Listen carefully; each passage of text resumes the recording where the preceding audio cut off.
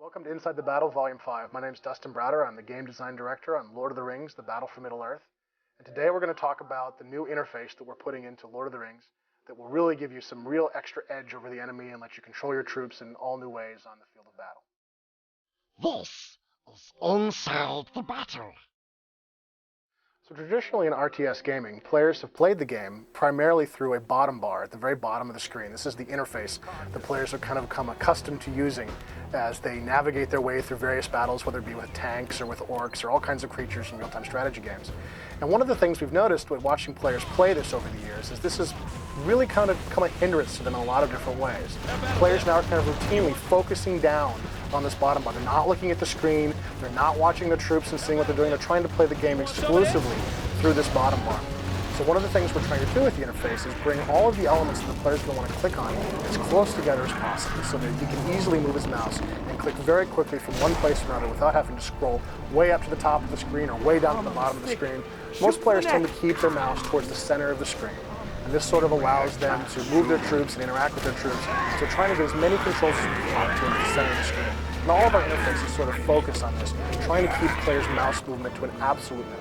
This is very helpful for the more casual players getting into the game, and of course, for the more serious, more hardcore RTS players, this makes everything much faster for them, and they're spending less of their time fighting the interface and more of their time concentrating on how they want to defeat their enemies.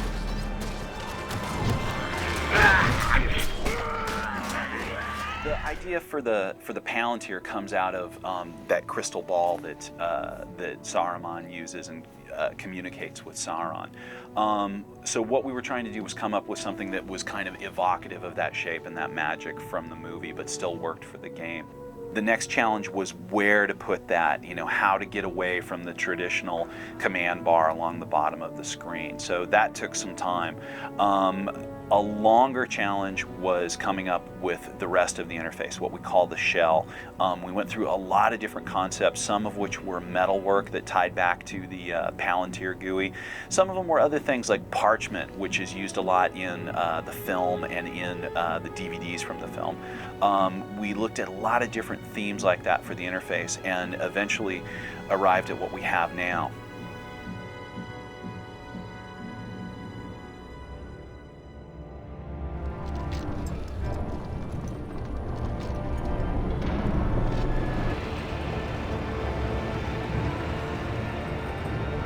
So here we are at the Battle of the Black Gate.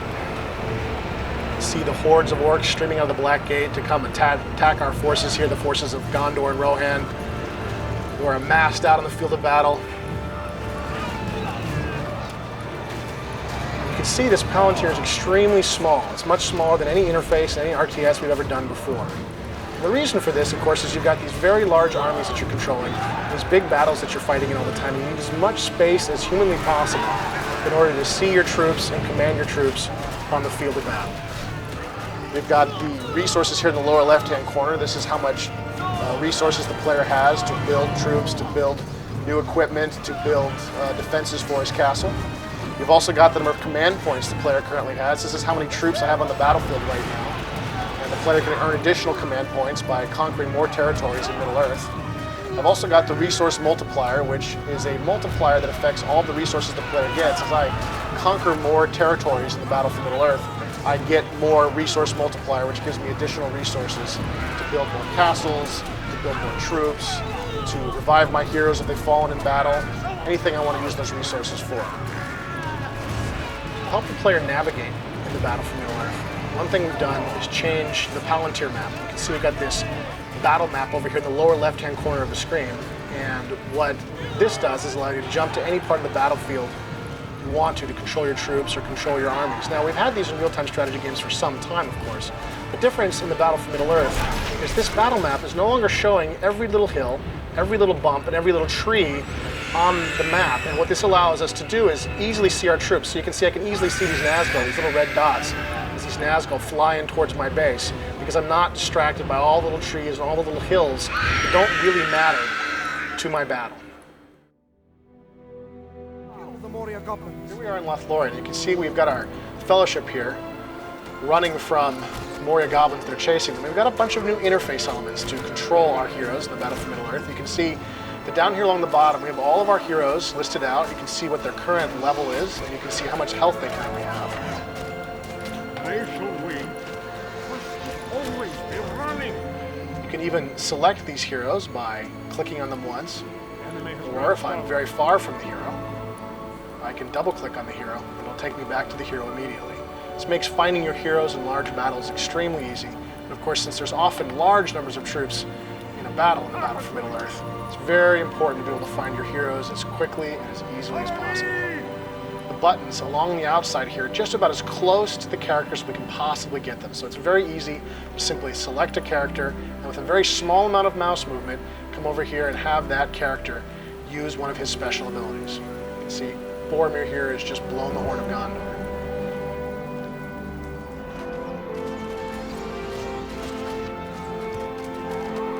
See Gandalf just blasted those goblins away.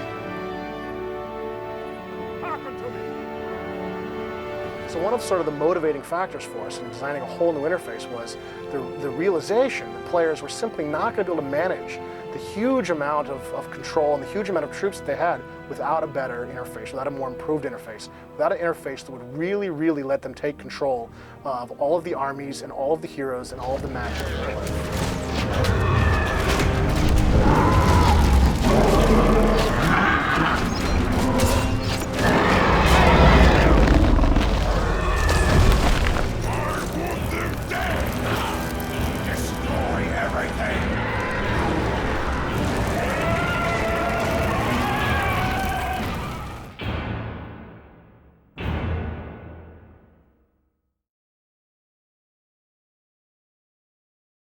EA Games.